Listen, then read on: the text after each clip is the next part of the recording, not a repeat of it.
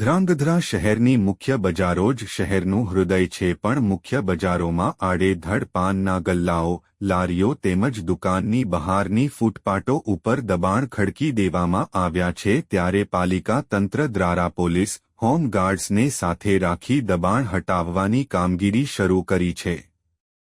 દબાણ દૂર કરવાની કામગીરીમાં અનેક દબાણો દૂર કરાયા છે, તો ઘણી જગ્યાએ વેપારીઓ સ્વયંભૂ સહકાર આપી દબાણ જાતે જ હટાવી રહ્યા છે.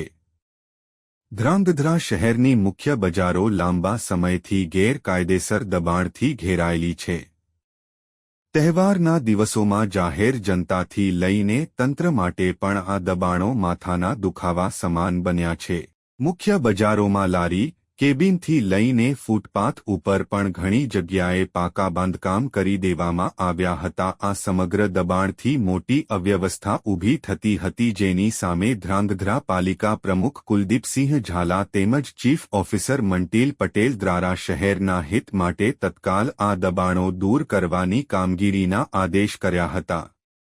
જો કે પાલિકા દ્વારા દબાણ દૂર કરવાની પ્રક્રિયા શરૂ કરાય એ પૂર્વે જ અનેક સમજદાર વેપારીઓએ સ્વયંભૂ કાચા દબાણ દૂર કરી સહકાર આપ્યો હતો. પાલિકા તંત્રએ કાયદો વ્યવસ્થા જાળવવા પોલીસ અને હોમગાર્ડ જવાનોના કાફલાને સાથે રાખી મોટા ભાગના દબાણને દૂર કર્યા છે.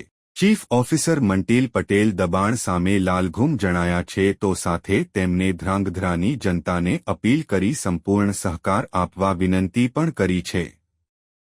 આગામી દિવસોમાં પણ દબાણ દૂર કરવાની કામગીરી ચાલુ રહેશે. ત્યારે કામગીરીને ધ્રાંગધ્રાનો બહોળો વર્ગ આવકારી રહ્યો છે.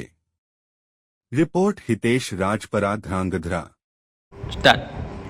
ધ્રાંગધ્રા નગરપાલિકા તથા સિટી પોલીસ સ્ટેશનના સહયોગથી છેલ્લા 2 દિવસથી ધ્રાંગધ્રાના મુખ્ય માર્ગો પર દબાણ હટાવવાની કામગીરી ચાલુ છે તથા નડતર કોટલા દૂર કરવાની પણ કામગીરી ચાલુ છે.